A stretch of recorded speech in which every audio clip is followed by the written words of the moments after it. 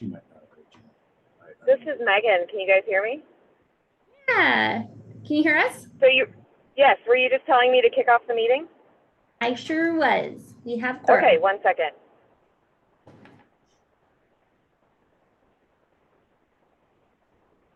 One second.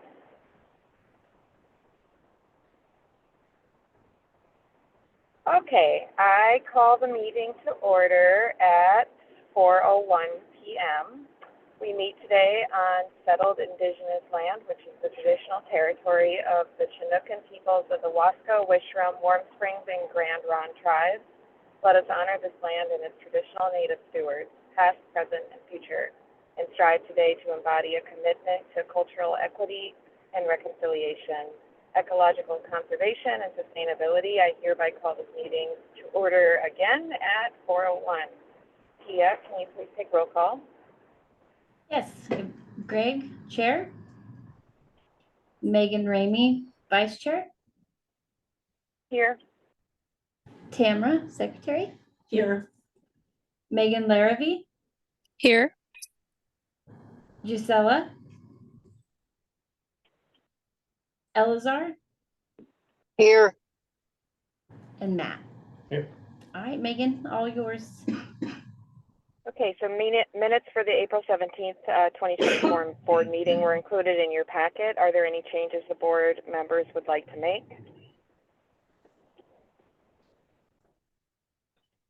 So I am only on my phone. I can't read any visual cue, so I am assuming there's no changes that need to be made.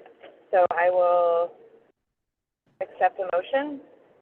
I am not seeing any hands raised. I'll move to accept the meetings as laid out in our packet. Second. Okay, all opposed or all in favor? Aye. Aye.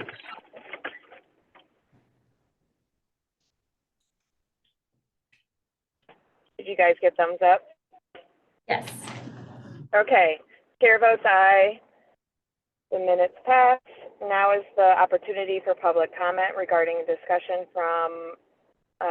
item that is not on the agenda today. To indicate that you would like to provide testimony, please raise your hand or use the raise your hand button on Zoom.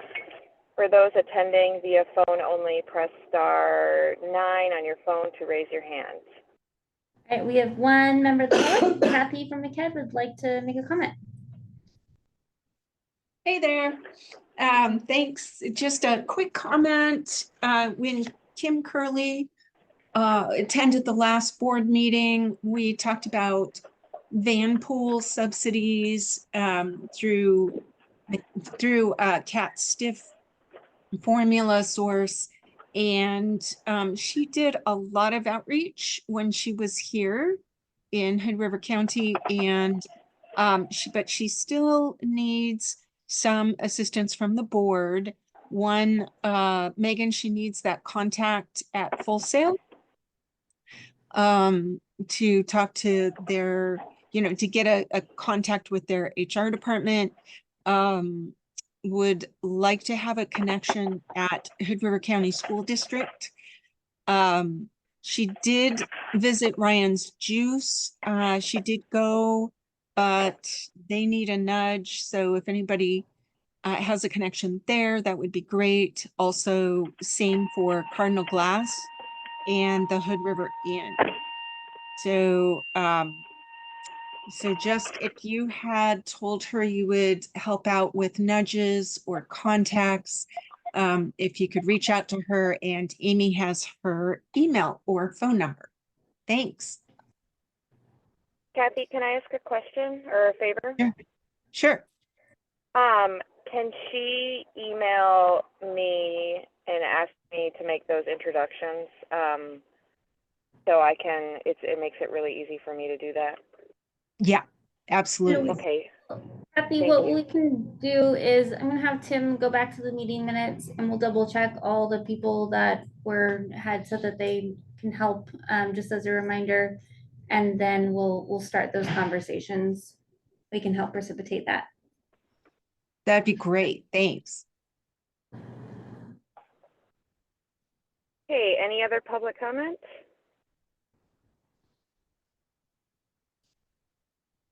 Right, I'm hearing none. Thank you so much, Kathy. So we're on to the monthly financial report with Kia. So go ahead. Right. So in your packets, you'll find the financial data for the past month. Does anybody have any questions on anything that was provided in that? Okay. So I want to give an update on our LGIP account. We have opened the account. It is up and running, which is fantastic news. We have made the request with Hood River County, which currently holds our funds in their LGIP account. The request was made to transfer all the funds that for the entire balance. If you guys remember, it was 2 months ago, there was a fair market value assessment that removed $30,000 from the account. Amy and I, as well as Emily, the outside accountant, have a meeting with the finance director and the county administrator on Monday to discuss that adjustment that was made. So we will know more after that, and we'll keep you guys updated. Any questions? We're done. The auditor update, we are still searching for an auditor. I received a lot of responses letting me know that they appreciated us contacting them, but they are at capacity. So again, the ones that have not made contact, I am calling and sending emails again, just to do follow-ups. Amy did receive a couple that were forwarded to her that I have reached out to, so hopefully we hear something soon. You know of any auditor and feel comfortable with making a plea on our behalf, we are doing everything in our power to make sure that it's as easy as possible for these auditors to do their job. Our outside accountant, you guys know, used to be an auditor, so she's really queuing us up so that we can really go and be as easy for the auditor as possible. And we are reaching out again to a couple of the auditors who we've already said that they can't do it, to ask, like, what could we potentially do to make us a viable Pretty place, basically. yes, yes, exactly. Is there, what are the limitations on who you can hire for that? It has to be some sort of like state accredited. Yeah. Public, They have to accountant, be Oregon specific, and I forget all the specific certifications, but they have to be able to do it in Oregon. Yes, they have to Um, be licensed in Oregon. They have to, and again, I'm sorry, I don't remember the specific terms for each of the credentials that are required for it, but they do have to have government experience because of the grant funding and just how that can be a little complicated if you don't have that. For some reason, it's tough. Because I've had, my old district has contacted me, and asked that question. Yeah. And I also know the school districts are also being challenged about getting auditors, so, Port of Hood River too, they recently had an RFP open as well. yeah. My understanding is because Oregon has in the past several years passed some other requirements that the auditors have to do, and it makes it pretty hard for them to do their business. Is my understanding. Anybody wants another career, it can be very viable. We support it. Yes, very much so. Yeah. And Will, if you know of anyone, since you are on the phone, would also love if there's somebody that you know that we should reach out to. That would also be amazing. Okay, cool. Sorry, Megan, or no, sorry, Nope, Tia, you have. nope, I was just gonna make sure there were no questions. And I'm done. Okay, so we ready to move on to a resolution and action item. There is one item on today's agenda, so Amy will be doing a quick review of this with the board. If the board has a question or would like further details, let us know. Amy, please go ahead. So, everyone received a memo in your packet. We were asked by the city of Hood River to sign a joint letter of support with other local partners for the jurisdictional transfer of the Heights Business District section of OR 281 and legislative appropriations for the Heights streetscape improvements. The city of Hood River is working to get a jurisdictional transfer of OR 281 to move the Heights streetscape plan forward. One route to a jurisdictional transfer is through the legislatively created jurisdictional transfer advisory committee. Sorry, that's a tongue twister. This group is designated by statute to recommend a pre-application. Recommend 3 jurisdictional transfers to the Oregon legislature every 2 years. Will from the city of Hood River, who is also with us here today, has been working on the pre-application to be considered by this committee. I've attached that. And it requires a local letter of support. Will, is there anything else that you would like to add to that very general overview? That was a perfect summary. I just add that we're really hoping to get the transit district's signature on this as well, because of the alignment with the CAT's master plan location of bus routes on the north and south bound lanes in the Heights, as well as connection to the Safe Routes to School plan. And so we just think it really shows cohesive community support if we can have multiple signers on this letter, and that's could be important for getting the most money we can from our legislators. So from the staff perspective, we recommend that the board signs a letter of support. There are no financial implications. And the Heights Streetscape project, once completed, includes 2 dedicated CAT stops, which are very important for us to move forward with the transit master plan. Are there any questions? I just have a comment. I am fully supportive of this, especially, wearing dual hats as the Safe Routes to School manager. It's incredibly important to seeing the streetscape actualized. So, does anybody have any questions or comments on it?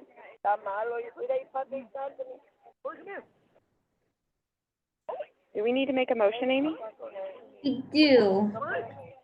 Okay. I move to sign the letter of support for the state. Second. Okay, any further discussion? I'm not hearing any. All in favor? Aye. Any opposed? Sorry, Megan Larrabee?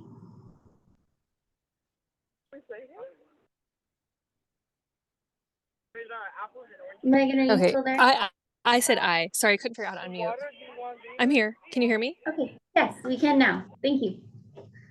Okay, so no opposed, I'm hearing, and the chair votes aye. And we're excited to sign that letter of support, Will. That's awesome. Great, thank you all very much. Appreciate it. Thank you, Will, for joining. And Megan, I will send you that letter of support so you can just do your quick signature there. Oh, great, it's an honor. Okay, so we are now moving on to operations manager report with Jeff. Oh, cool. Yeah. All right, so we'll start out with our safety score. We got a 99. I was confused by the numbers, so I double checked it to make sure that was real. It is real. I had the only thing that we had for April was light speeding, so we were not counting light speeding as that's under 5 miles per hour. We don't count that against our score. So yeah, proud of our drivers for driving the speed limit for a month. Cool. See operations data. Their vehicle hours were 1,156, vehicle miles driven 37,839. Fuel cost was 14,613, about 38 cents a gallon, which is seems to be holding around that range. We had one formal customer complaint, one vehicle incident, two customer incidents. Let's see, one of the formal complaints was, the rider request a bus stop at Forest Lane, on the CG bus, Forest Lane in Wanapa, we are actually, starting to put more energy into making that, happen. We have some conversations going with, Cascade Locks, is it who we're talking to? The port of Is Cascade the port? Locks. Okay, Right now, in general, it's a big topic. They were hoping that we could go off of the Forest Lane exit and then travel down Forest Lane and then get to Wanapa. they just like redid the Shahala bus stop there, but we can't send our big buses down to the CG bus for one, because of time issues, and two, because our big buses can't really navigate Forest Lane. But what I've actually been hearing from the riders is that they were requesting a bus stop at Forest Lane and Wanapa, and so we are working on, that's a really easy thing for us to just literally just stop, pull over, unload and go. It's en route already. And it would allow people to connect at the east side of Cascade Locks. So yeah, hoping we can work that out sooner than later and resolve that. The other vehicle incident was, Gateway put up a new transponder that's really actually kind of cool. It works with our pucks, the same as that works with our gate, but the transponder's in a new location. One of our drivers came in and clipped it. It didn't do any, so did some cosmetic damage, didn't do any functional damage, and TriMet is actually going to paint some lines on the road. It seems like it's not the first issue they've had in this area, so there's some lines to help direct buses on how to make that turn a little wider, because it is tighter than it used to be. Customer incident, there was a person who fell asleep out in front of the CAT building, and they weren't very responsive in getting up, so the police were called to check, to do just a wellness check on the person. They ended up being okay and moving along.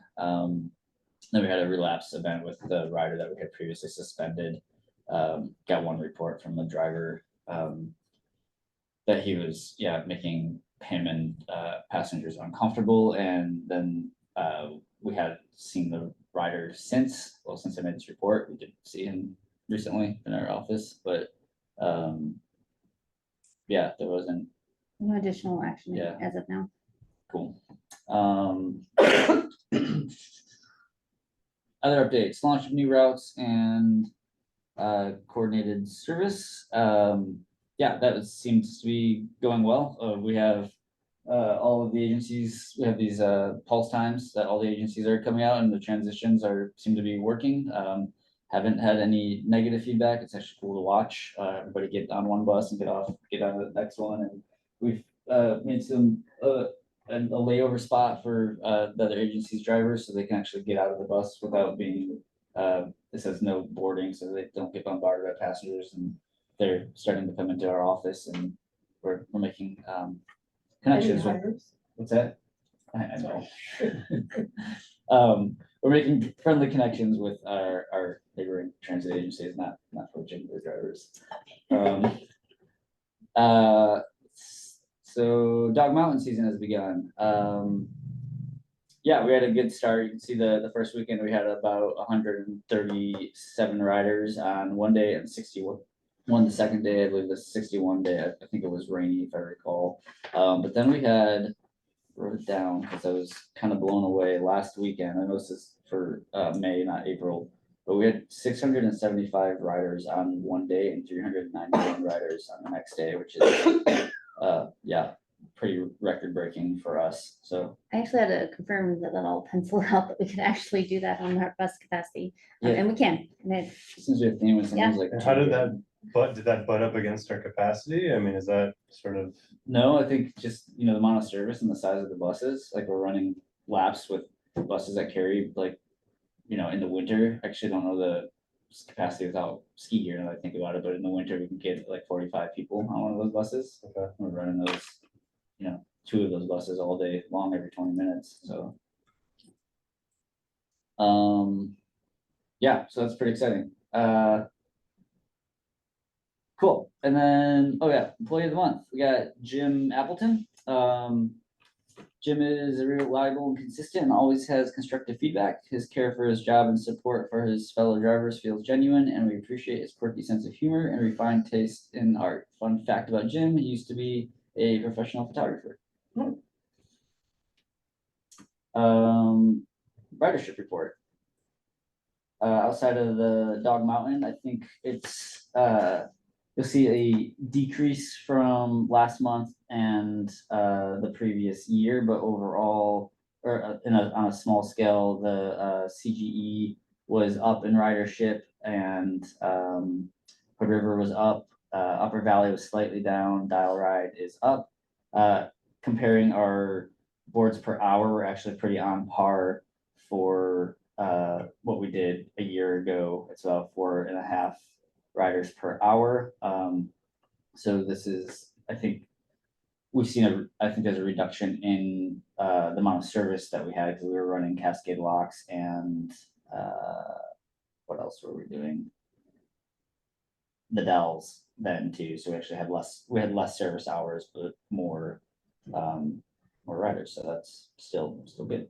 Yeah, because I think we're actually running the least amount of service hours that we've ran in a long time, and it's still. Well, if you're looking at summer compared to previous years, we've streamlined it, and just been a little more strategic about it, which is good overall. And previous years, not last year, but the year before that, we had like a separate service, Falls to Locks for Columbia Gorge Express. Although I guess that was, yeah, it was different because this was still, April was still before our summer service. Yeah, we're doing one less CGE lap, no HR Connect, no Dells, no Cascade locks. Yep. Yep, cool. That concludes my report. Any questions? Can I ask a question? Yeah, just on the Cascade lock service. I mean, is there something what do we have to do to affect those changes that you talked about? Is it just, you guys got to put it on the schedule, or? To add the stop. Yeah. We just have to get permission from the ODOT? city. Well, it depends on where the stops are. So I think, so I can't remember, it's Monoplus State. There's a little bit of confusion as to what it is, and I'm working on getting that clarification now of if it's on the ODOT right away or if it falls under the city of Cascade Locks. Okay. So that's what we're working on now. For either one, we will most likely probably do temporary signage, because we don't have extra permanent signage right now, and we'll have to get a grant in order to fund that. So for at least in the initial stages of adding a stop, the main thing is we need to get approval. Striping would have to be done for that spot, the yellow curb striping, and then we would use a temporary signage short term. And then A couple months maybe? Yeah. And then eastbound, so yeah, we'd have, the spot that I'm looking at right now, we would have to get two parking spots removed in order to be able to pull off on this side of the road. So I think probably by fall is a fairly conservative estimate.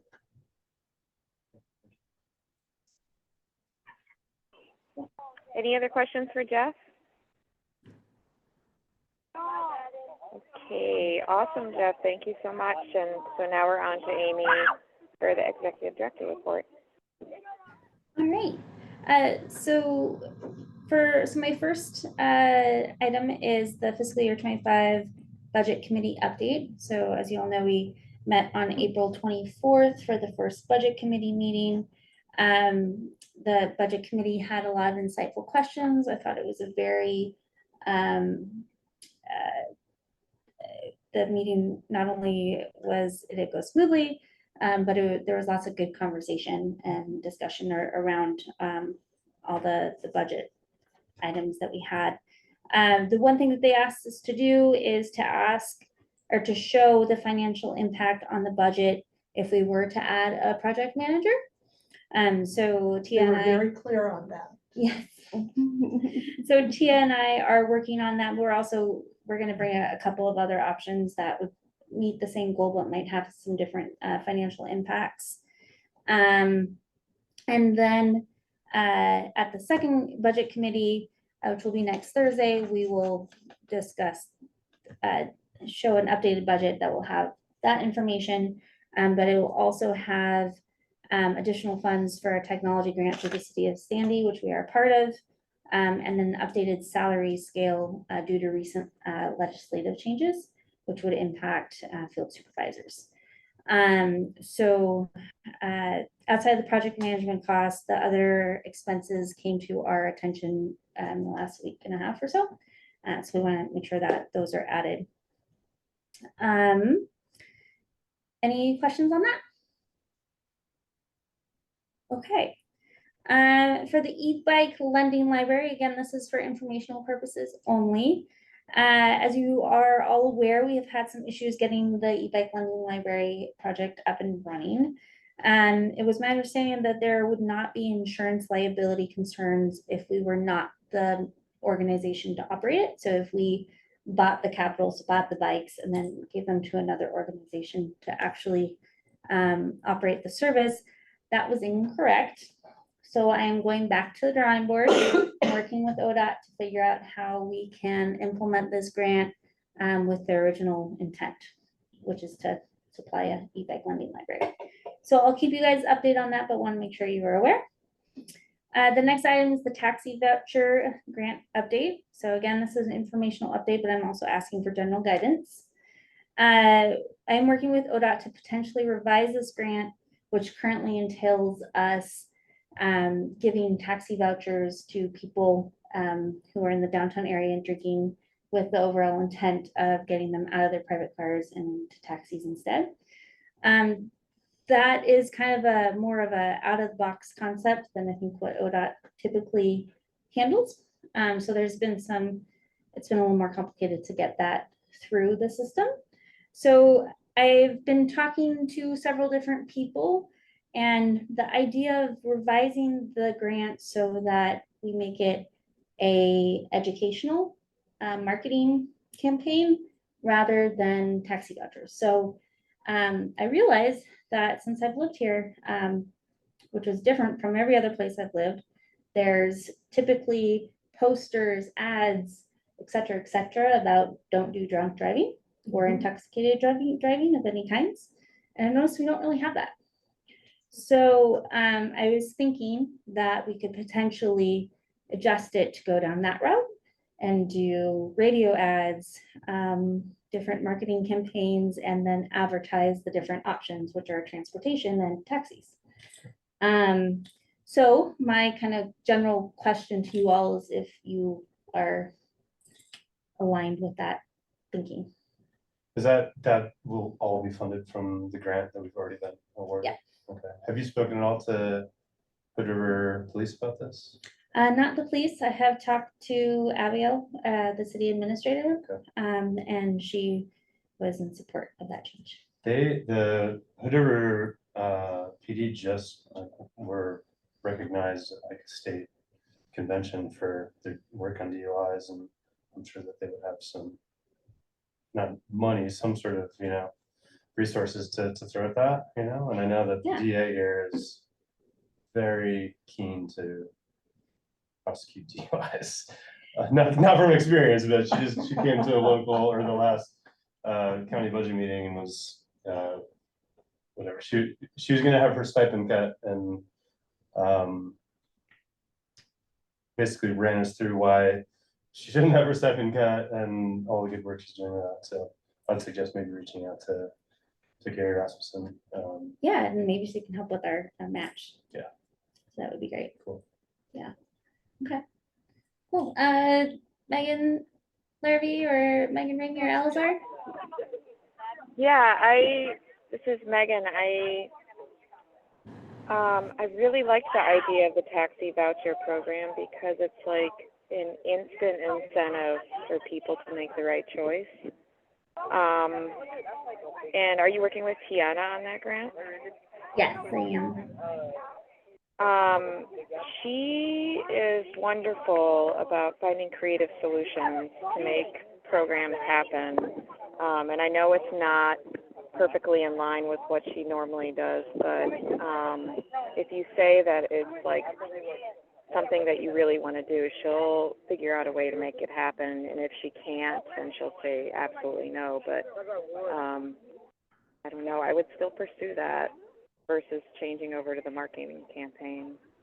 And I have a lot of intel on that. The DA just got a $350,000 grant from her for impaired driving. And so that's a whole nother conversation that I was told to follow up on. That's not really involved with CAT, but it is in our wheelhouse. So that's all I have. Okay, I'm gonna set up a meeting with her to kind of talk more about it, and maybe there's something we can do. I think from a staff perspective too, it would also be a little less of a lift to do the marketing campaign. But I mean, also the whole point here is to reduce drunk driving and make sure that people are aware of their different transit options.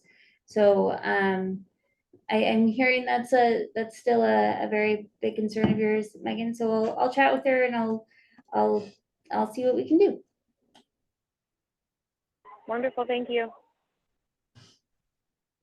It does seem like there's a little bit like of a moral hazard there, right? Where it's like you just taking state money and giving it to local taxi operators. I mean, I know there's like a public safety element to it, but And kind of like, that's what their hang up is, from Yeah. my understanding, and how to account that appropriately with the rules of the grant. Megan Larrabee or Elzar? I'm here. Okay, any thoughts? Wait, what did you say? Any questions? Yeah, or any questions or any thoughts about adjustment or potential adjustment? I feel like I'm open to all of it. I'm open to it. Okay, cool. Elzar? I think I feel the same. I'm open to that. I really like having more awareness to it, I guess. So yeah, so I don't have any issues with it. Okay, cool. Well, I will have more conversations with Tiana and then I'll report back. Great. Okay, so new bus stops update. I actually have an update. Woo! Super excited about this. So I have delivered the notification letters to the business would be directly impacted by the new bus stops. So that's 5th and Cascade, 11th and Pine, and 8th and Seaver Crop. So as a reminder, 8th and Seaver Crop and 11th and Pine, those would actually be new bus stops. The 5th and Cascade is a relocation from our current 4th and Columbia spot, which is right by the Double Mountain location. And there's just lots of safety concerns around that. So it was approved to relocate it to 5th and Cascade. We did get the notification letter. There is some concern from the businesses that are there. So we have a 30-day waiting period, and then after the 30 days, we can actually install the stops. Any questions at all? Okay. After that, we have one more stop that has become an informal stop that I need to address. That's the 18th and Buntings informal stop before I can remove the flag stop policy. Okay.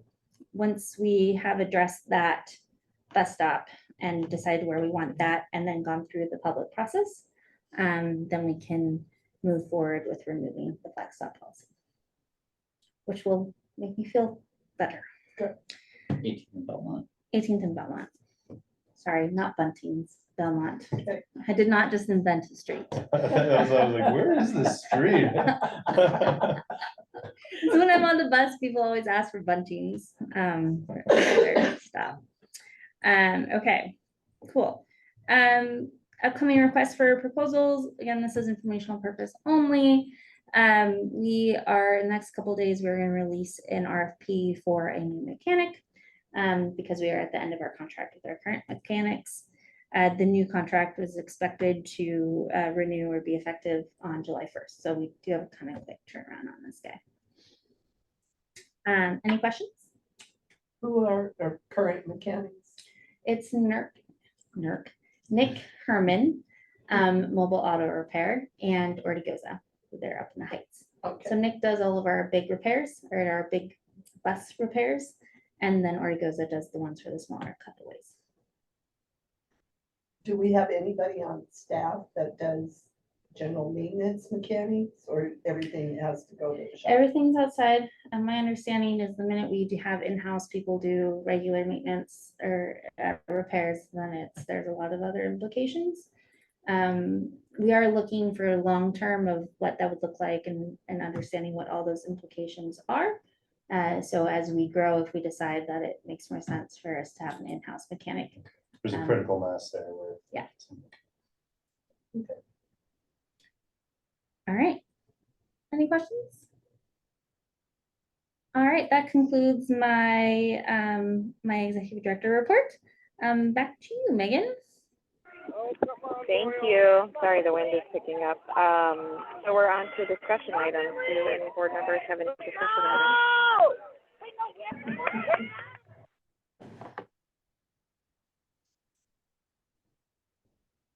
Okay, I'm not hearing anything. Sorry if it's not obvious. I'm at my daughter's championship track meet.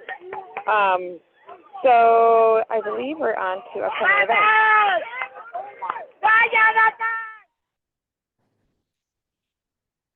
So upcoming events, we have the next budget committee meeting, which is next Thursday, and then Memorial Day, May 27th. We're operating weekend level service. So we're assuming that's gonna be a pretty big one because with Dog Mountain and the start of the Multnomah Falls time use permit. That weekend, it actually starts the 24th. So that's when the additional craziness tends to ensue. All in, it's meant in a good way, but that's typically just the summer craziness. Okay, Megan, back to you. Are we about to end this meeting in record time? If there's not anything else, I'll entertain a motion. I'll second. Okay. All right. In and out. Record time. You know, I kept you late last time, and try to make up for it. Okay, well, I'm hearing that we're ready to adjourn, so motion passed. And 4:38. Record time. 4:38 p.m. Sorry. Yes. Thank you, guys. Thank you, Megan.